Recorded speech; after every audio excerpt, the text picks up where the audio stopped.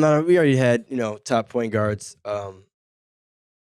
conversation, but the question I want to ask you is, who's the best player on the New York Knicks? Wow. I don't know. any night it could be different. The first night of the season was Cam Reddish. He's not even in a rotation. I don't know what's going on in New York. Who is the best player on the New York Knicks? I have no idea. I don't know. It should be RJ Barrett, but hey, I don't know. What do you feel? That's a tough one. It is. It's tough. And that's not even no shade. A shade, yeah. That's who's the best player in the Knicks. Yeah. You can go RJ if you want. You can say Julius if you want. Yeah. You can even say Jalen Brunson if you want. Yeah. I don't think it gets active past those three names, but who is the Knicks' best player? I ask that because at some point too, all three of those guys are still relatively young, but you got to decide what direction you're going in, right? Like, yeah, it has to be someone. I know it's a tough conversation. I know, organizations don't really come out too often and say so and so is our number one guy, but you have to at least internally know who your best player is. No doubt about it. The Timberwolves are slowly but surely starting to hit their reality of who their best player really is. The reality is crazy. Am I lying? It's crazy. Yeah. Am I lying? The reality is crazy. It's starting to hit. Yeah. And now again, the Knicks they did just sign, or just get Jalen Brunson. So some time to do, but still, you gotta. Who is it?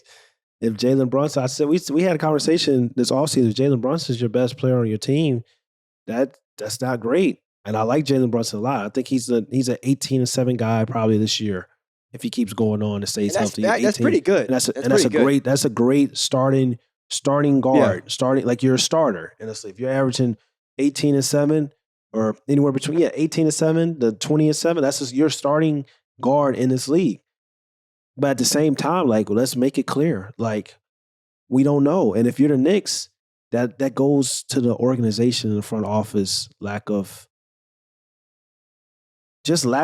direction, like you said. Like, what direction are we going? Are we trying to win? Are we a playoff team? Are we trying to lose? Or are we just trying to, like, field a good team where people are going to come to support the team? But it's New York. It's the Gardeners. They can have some damn dogs playing. They'll Knicks fans to go support. So, and I respect the hell out of that. I mean, we can say whatever you want about Knicks fans, man, but at least they show up. There are some cities where it's like, hey, man. Even if they're good. They're good. Yeah, exactly. So it's like, yo, at least Knicks fans, they're going to be Knicks fans. So, but would you say, though, that Jalen Brunson is the most underappreciated player in the league? No, I wouldn't. Would you say that is there a name that comes to mind? Not off the top of my head. I mean, we had a conversation the last pod talking about SGA. I feel like he's probably, people say he's the most underrated player in the game. But I feel like I don't know about that. If you that's what I'm saying. If you watch basketball, you know how cold SGA is. Just the same with Devin Booker when he wasn't winning. So I was going to say that's more of what it is. I don't think it's like, yeah, that's what I'm saying. Flower. Devin Booker wasn't winning. Stinks. But sometimes it goes the other way. Like people could Devin Booker, like they were talking about, Devin Booker's underrated. Some people talking about, was Devin Booker even good? Is he just a stat pattern? So you never know. It could go. It depends on the player. So it really does. But I don't know. I think De'Aaron Fox, people. It's just like if he was on a different team. So I don't know. It's just like so. Let me address that. It sounds like what your narrative is. There's a difference between underappreciated and people not watching you. There's a difference between being underappreciated and being a stat pattern. There's a difference between underappreciated and being just a good player on a terrible team. There we go. Yeah. So I think, a player that came to mind maybe a couple years ago was CJ McCollum. There you go. To me, it's usually those guys that like are the number 2 option, but next to a player that may not have received, or it seems like receives all the love, right? So obviously people talk about Dame a lot. People talk about how Luka, dragged a team full of mids. That's fine. So that's why I would say Jalen Brunson, because I don't care how great Luka is, if you don't have at least another player that's at least, somewhat capable of getting shit done, you're not, you know what I'm saying? You're not about to win all those games. Now, again, it was a Luka show, but at the same time, someone had to be the second option. So, Yeah. But yeah, I would say that, Yeah, I mean, I don't know. The Knicks are the Knicks. I don't. It's whatever with them. So, all right. So, I would say that Jalen Brunson is one of the more underappreciated players in the league because naturally, when everyone talks about what Luka did to bring the Mavs to the Western Conference Finals and all that, it's almost as if like you make it seem like it was just him. Jalen Brunson. When we talk about his IQ and just overall knowledge and feel for the game, I think he's definitely up there. He's not the flashiest player in the world, but like when you actually watch him hoop, like he may not catch a body the same way certain players will, but at the same time, it's like you can just tell he's like that. I would say Fred VanVleet, since we're going the guard route. I think when we talk about underappreciated, this guy is basically Jalen Brunson, but better and plays defense. That's how I look at it. This guy's he scored a variety of rays, and he got a chip, and he was a vital member on that chip team. So that's when we talk about underappreciated. Like that's a guy where most people don't talk about that probably should talk about because he got a ring. He can play defense as well as offense, and he's a legit all-star caliber player. Like he can go to the All-Star game sometimes, maybe an injury replacement, maybe if he has, everything works right with their team and stuff like that. Their team is playing really well. He can go to the All-Star. He's an All-Star caliber player. Another player, Jrue Holiday. So these are players I feel like are really like another champion, another two-way player, plays both sides of the ball, So it's hard for me to say, I guess, like Jalen Brunson, okay, underappreciated, but he ain't really done nothing, really. I think he's just a starter. He's a good starter in this league. He proved that with the Dallas Mavericks. Now he's with the New York Knicks. But it's some guys that, when we talk about underappreciated, that's done some shit that people still don't talk about. And when people talk about like, yo, all these other players that you picking over them, it's kind of like, well, just because they may be a little bit more flashy, just because they may have more highlights, just because their package or offensive package and game or skill set may be a little better. But if you're trying to win a championship, it's some guys that you probably pick Jrue Holiday and Fred VanVleet over some guys that got a bigger name. And it's funny, we talking about underappreciated. They're still being underappreciated in a conversation about being underappreciated. It's crazy. Yeah. yeah. Look at you. But I mean, hey, that's the name of the game. But I mean, those are, I feel like some good names though. Jrue, NBA champion Jrue Holiday, might I add. NBA champion Fred VanVleet. You know who else I might add too on the lowest of keys? Drew's teammate, Khris. Like, the real no, you know what I'm saying? Like at the end of the day, he's probably their best one-on-one half-court scorer. Yeah. And it's still Giannis is the best player on the team, but like Khris is like very cold. He doesn't get tossed around in like the Tatums or the Beals or the Jimmy Butler's conversation, but like Jalen Browns. He can hold his own. Like it ain't. I'm not gonna say what the gap is, but when it's time to hoop, Khris Middleton is there. Like, so, and he knows his role. Yeah, a legitimate argument can be made, and I may make some Boston Celtics mad at this, but a legitimate argument can be made that like for his like role and understanding like who is the best player on their team and stuff like that, and understanding like who should the offense run through.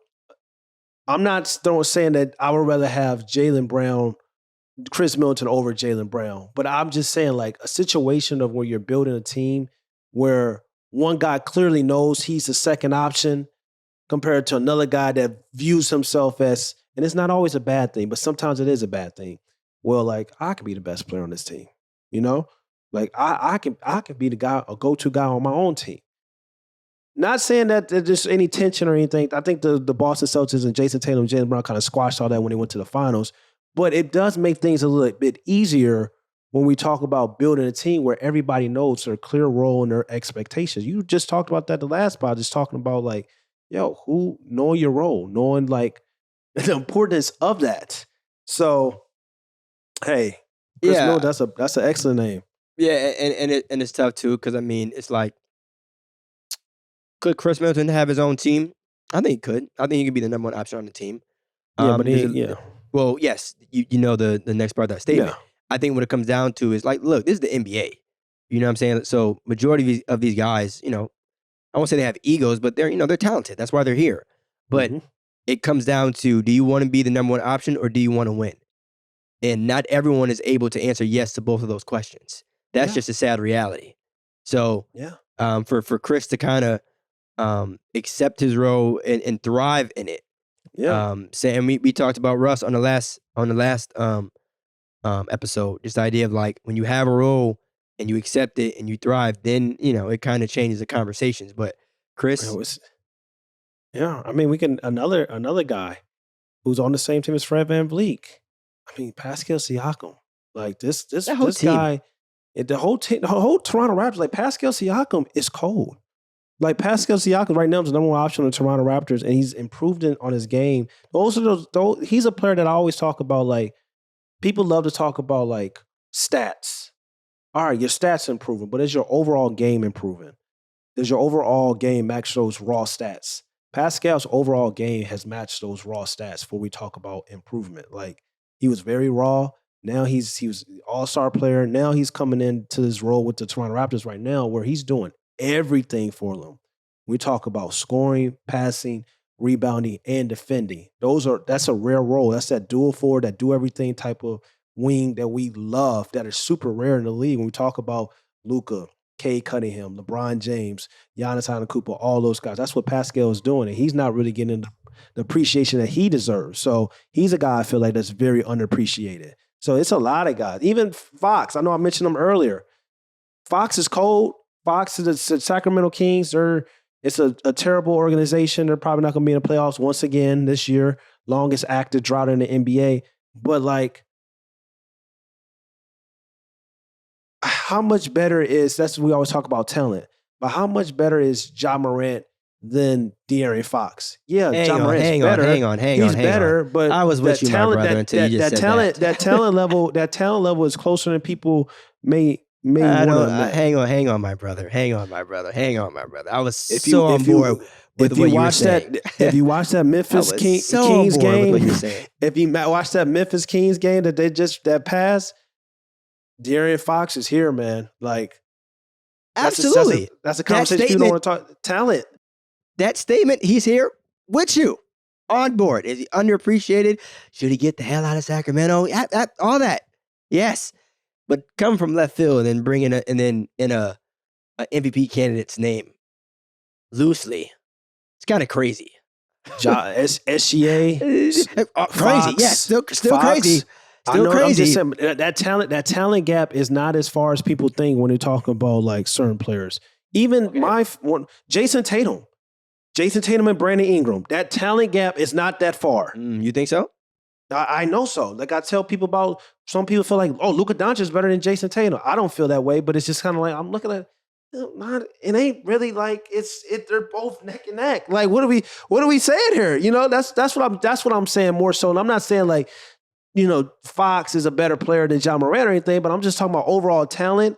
And then like when you take this as the team situation out of it, like, yo, it ain't like Ja Morant, De'Aaron Fox. It ain't like Jason Tatum, Brandon Ingram. It ain't like that. It ain't like that. Look, I love De'Aaron, right? It ain't like that.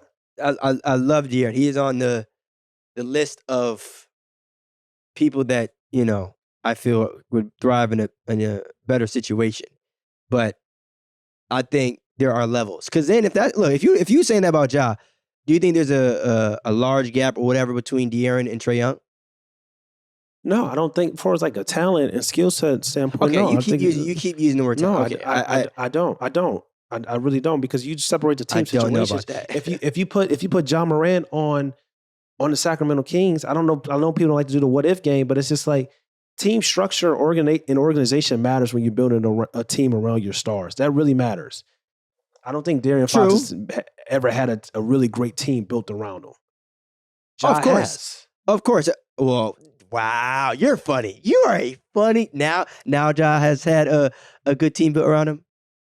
All this time, when we've been talking about the Grizzlies possibly making the finals, I wasn't there yet, but he still has a. Who they have? I still. Who else? That's fine, and I still agree with what I'm saying. But Jared Jackson, Desmond Bane, Brooks, a better head coach, like Steven Adams. I know. I know. I'm talking about a roster. We're talking about a roster. That's a better roster than what that De'Aaron Fox got in Sacramento. I know he got Sabonis, but that's it.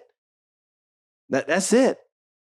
That's it. Kevin Huerter, Malik Monk. You know, they got a bunch of guys that would be probably, if they stayed in college, this would be their last years or first year out.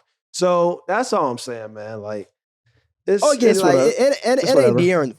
definitely ain't De'Aaron's fault that the organization hasn't made the damn playoffs since I've it's a been alive. Look what they did with DeMarcus Cousins. It's an organization. You get drafted to the Kings, you doomed.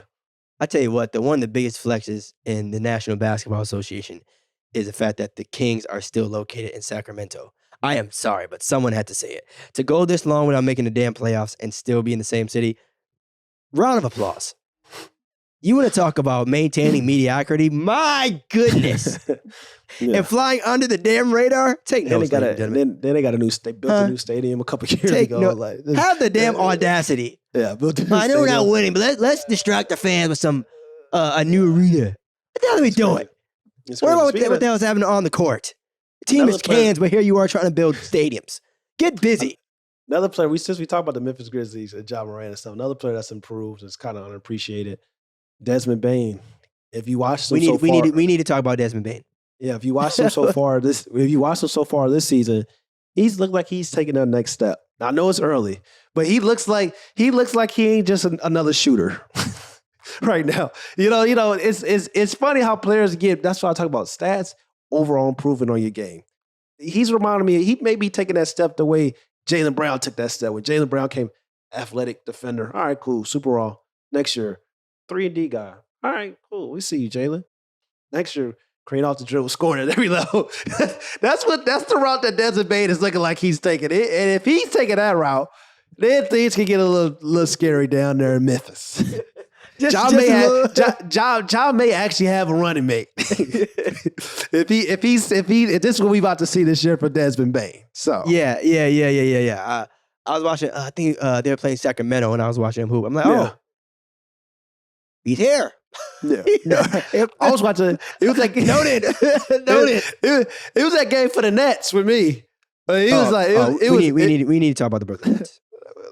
That's another part. Let's give another bit. Let's get another benefit of the doubt. That was the game that I saw like, woo, Desmond Bane kind of here with the Nets. He going after Kevin Durant, Kyrie Irving, Ja Morant, Desmond Bane. They all going toe to toe each other. We got to talk about the Brooklyn Nets.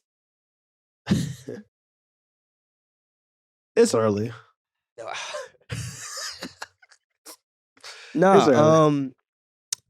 I think the Nets are going to figure it out though. In all seriousness, I do think that this is a team. Obviously, there's a lot going on, with that franchise and the organization. There's always going to be a lot of thoughts and whatnot. But I think I saw a statistic or a tweet. Actually, let me not bring it up because if I don't have the correct source or numbers, I don't want to say it. But I think they will figure it out. I mean, they have Kevin Durant and Kyrie Irving. I know we want to sit here and say, well, I saw somebody say they should trade Kevin for a bag of chips or some shit like that. And obviously, like, it was a list of players, but to me, it was basically a bag of chips. But when in doubt, just remember what Kevin Durant is capable of. I think when in doubt, remember what Kyrie Irving is capable of. As much as we want to judge and be confused by their start to the year, just still understand, man, that it's an 82-game season. The 82-game season, and they've proven, both of them as individuals, that they can get it done when it matters the most. So, I think they'll get it done. But it may not be enough. Them too? That's what I'm worried about. Because right now, and it's early, but to see Kevin Durant and Kyrie Irving fighting for their lives every single game in the regular season so far, that what's been going on, it's concerning. And the reason why it's concerning, because they still have a coach that still hasn't figured out how to put his players in the best position. And that hot seat is going to get warmer and warmer the more games they keep losing. the more time Ben Simmons doesn't figure it out, the worse he keeps playing. All that gets warmer and warmer because why is it a situation where I look at the Brooklyn Nets and there's no James Harden no more? So why the hell we keep going isolation, especially when James Harden is, what's really the point guard. I know some people feel like Ben Simmons is a point guard and he can handle the ball, stuff like that. He ain't no James Harden. So it's just kind of like he's a non-threat. So the heavy isolation, That's tough. The heavy isolation that you want to do, you can't do that with Ben Simmons. So change the offense around. But they're not changing the offense around. That's why we see Kyrie Irving taking so much difficult shots, Kevin Durant taking so much difficult shots. And if you're going to tell me they're going to do that for over the course of the 82-game regular season, that's not going to be enough because that's too hard. Especially when we look at the situation where this ain't 24-year-old Kyrie. Kyrie's still in his prime. This ain't 27-year-old Kevin Durant. Kevin Durant is still in his prime. But things get harder. Constantly making difficult shots. People don't understand how hard it is. Like we amazed at Kyrie Irving for what he does on the basketball court. That shit is hard. We amazed at what Kevin Durant does on the basketball court. But that shit is hard. And all these difficult shots, to be able to have to do that for a course of an 82-game season, all that wear and tear on your body, it's going to be hard. So that's why I'm worried with the Brooklyn Nets because I'm worried that their coach, Steve Nash, is not placing those two players in the right position to succeed and for is creating an offense that can get them easier looks. Yeah, I mean, you would think too, man, that Steve knows this, right? Like outside of him being a former player, he was also a damn former MVP. He was a Hall of Famer, Hall of damn Famer. And for someone that ran that 7 seconds or less system, I think you'd hope that like there's some thought process of like, okay, maybe just maybe running isolations every play may not be the best route. And I think it's almost like having Kevin Durant on your and shout out to Steve Kerr too, who I think this right here is a prime example of how having talent doesn't always equal wins. At the end of the day, it still helps to have a good coach. But yeah, bro, the isolations that happen left and right. I mean, look, I get it. It's Kevin Durant, so you think anytime you drop an isolation for KD, it ain't a quote unquote bad call. But damn, it's gotten very predictable, and that is one of the worst things that you can do in this league is be predictable. And it's not even on some it's KD being KD or it's Kyrie being Kyrie.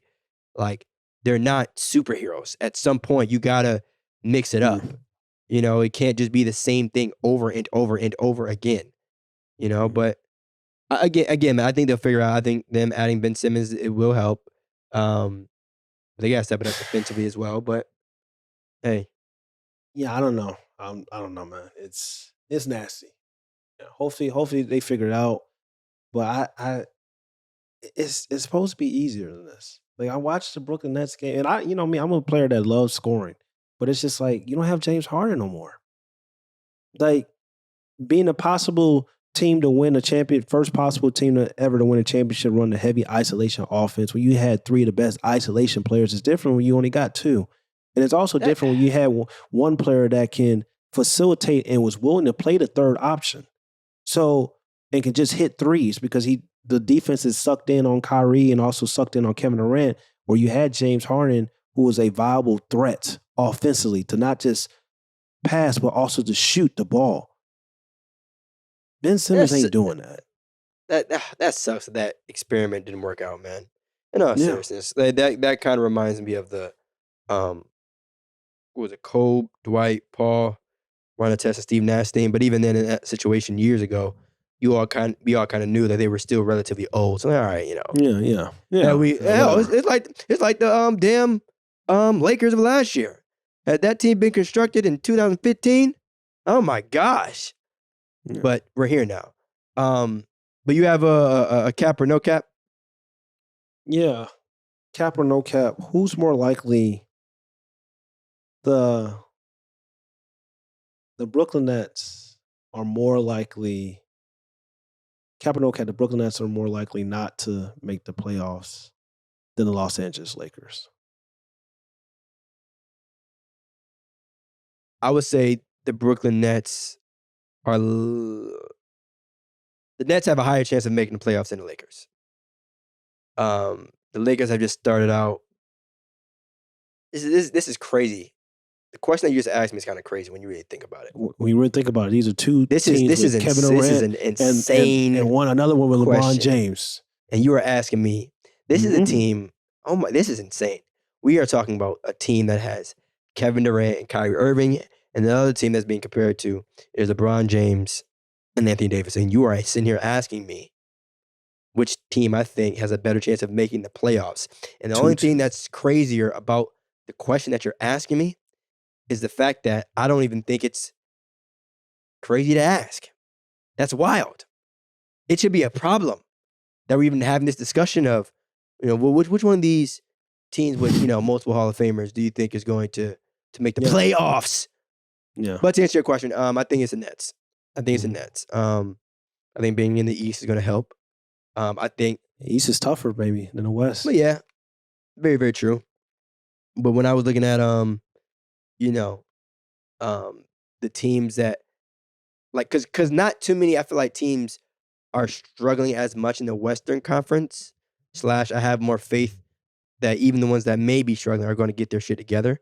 But in the East, it's like, because all right, put it like this: if we think backwards, right? I don't have the standings in front of me, but who do we think is going to finish 7 through 10? And ultimately, do we think the Nets are better or is better than those teams? I think so. But when you look at the West, that's true. Yeah. You look at the team 7 through 10. Do you think the Lakers are better than them? That's true. That's great. I want to say yes. Mm-hmm. I want to say yes. My heart says yes, but I don't know. Yeah. So that's really all it is. It's not always just about the team individually, right? But it's gonna be tough. It's still early, we in November now, so I think it's just a matter of they got to get it right quickly. Like you starting the season off in a hole can be rough, man. The way they did, yeah. Because the first game of the season is just as important as the 82nd game of the season, standing wise. So, yeah, especially if both conferences are tight in the way we expect it to be.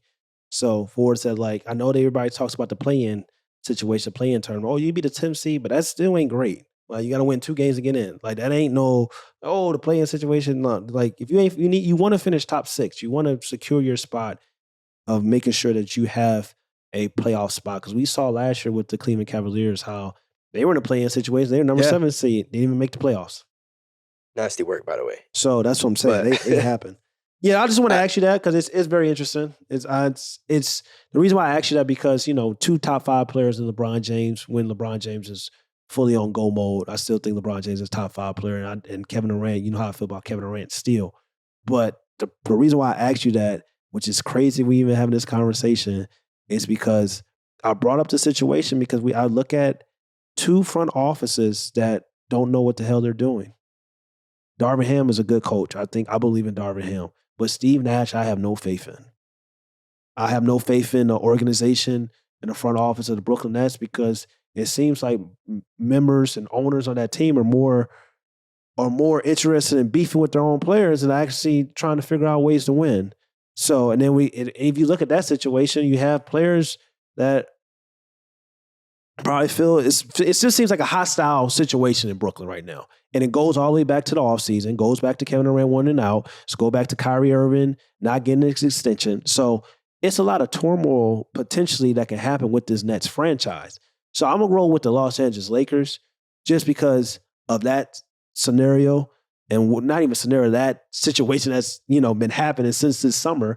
And I'm going to roll with the Los Angeles Lakers being more likely to reach the playoffs, even if the Los Angeles Lakers are in a situation where they got owners that don't want to spend money.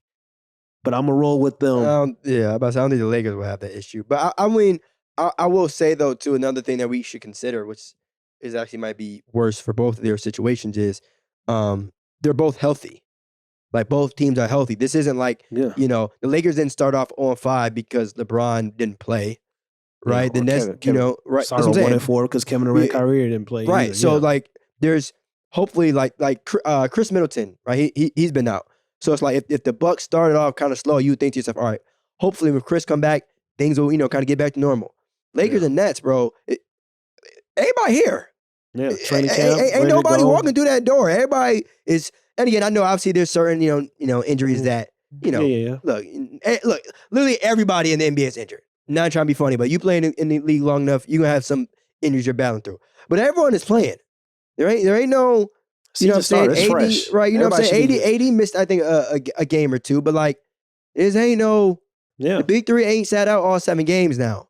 So, it's just something to think about. But again, like I said, with it being early November as well, they're going to figure it out, man. I know they are, just a matter of time. Well, they run it out. I know that people, no, for real though, because like you could be out of the playoffs in the first 2 weeks in the NBA. Yeah, first 3 weeks in the NBA. I would say 2 weeks. I would say 2 weeks, but first month. I would say first month of the season. Yeah, I would say Thanksgiving. First month. First month, you could be out of the playoffs. Yeah, because if you playing catch up, it's just like you playing catch up. Well, you catching up to what, the 500? Try to make you got to catch up to 500, then you got to try to make a run. Racing to be mid is crazy. Racing to be mid, you know what I'm saying? Like nuts. Yeah, it ain't like you've been like the Boston Celtics. They were like, a couple games over 500, then they went on a run. Like, all right, we got this. Now we finally found it. That's what busy. That's something different. Like, that's what you hope for if you're a team that's trying to figure things out. You don't want to be like, shit, 4-14, and then it's like, all right, now we 14-14. Whew, we won 10 games in a row. Damn, we still ain't above 500. we still the ninth seed. we went for the 12th seed and the ninth seed, because that's the situation you put yourself in. There's been, I want to say there's been a team, like, even within the past 5 years that has done that. I can't remember who, but like they just started off ass and then just won a shit. I can't remember who. I'll try and look into it, but I'm pretty sure there's a team that just went on a crazy, crazy run. Maybe, I don't know if it wasn't Chris Paul's Thunder. Somebody, either way, it'll come to me eventually. But I think it was a Thunder. I think it was Chris Paul. Like they just won like a shit ton of games and just came out of nowhere.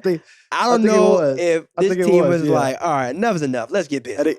And they got the 4 seed. They were like losing. But you don't want to have to do that though, right? Like you don't want to have to feel like you shouldn't need a switch.